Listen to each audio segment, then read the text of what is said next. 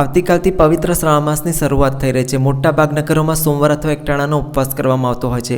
તો ઉપવાસમાં ખાઈ શકાય તેવા અમદાવાદના રાયપુરના પ્રખ્યાત ફરાળી બફાડા બનાવીશું।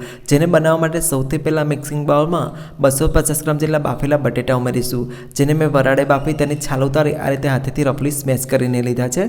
સાથે 50 ગ્રામ જેટલા શેકેલા મગફળીના દાણાનો ભૂક્કો ઉમેરીશું, 2 ટેબલસ્પૂન આદુ મરચાંની પેસ્ટ, 2 ટેબલસ્પૂન લીલા ધાણા, ફરાળી મીઠું સ્વાદ પ્રમાણે, 1 ટેબલસ્પૂન આમચૂર પાવડર લઈશું, 2 ટેબલસ્પૂન તળેલી ખાંડ ઉમેરીશું, સાથે 1 ટેબલસ્પૂન વરિયાળી, 1 ટેબલસ્પૂન સફેદ તલ લઈશું, 2 ટેબલસ્પૂન કાજુના ટુકડા ઉમેરીશું, 2 ટેબલસ્પૂન સૂકી દ્રાક્ષ લઈશું અને 3 ટેબલસ્પૂન તાજું ખમણેલું નાળિયેર ઉમેરીશું।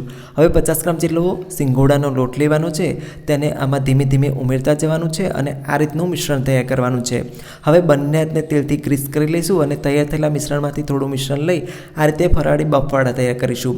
બધા બફાડા તૈયાર છે, તેને તળવા માટે ત્યારે સિંગ તેલ ગરમ કરવા માટે રાખેલું છે। તેલ મીડિયમ ફ્લેમ પર મીડિયમ ગરમ થયેલું છે। હવે એક વખતમાં જેટલા સમય તેટલા આપણે વડા એડ કરીશું અને ગેસને એકદમ મીડિયમ ફ્લેમ પર તેને થોડી વાર માટે તળાવવા દઈશું। થોડી વાર પછી આ રીતે ફેરવતા જઈશું અને ગોલ્ડન બ્રાઉન થાય ત્યાં સુધી તેને તળી લઈશું। તો તમે જોઈ શકો છો બફાડા તળાઈને તૈયાર થઈ ગયા છે। તૈયાર થયેલા બફાડાને અત્યારે મેં ખજૂર આંબલીની ચટણી અને ટોમેટો કેચઅપ સાથે સર્વ કરે છે। જો તમે ઉપવાસમાં ટોમેટો કેચઅપ ન ખાતા તો તમે એકલી ખજૂર આંબલીની ચટણી સાથે સર્વ કરી શકો છો। આઈ હોપ કે તમને મારી રેસીપી પસંદ આવી છે। Thanks for watching this video.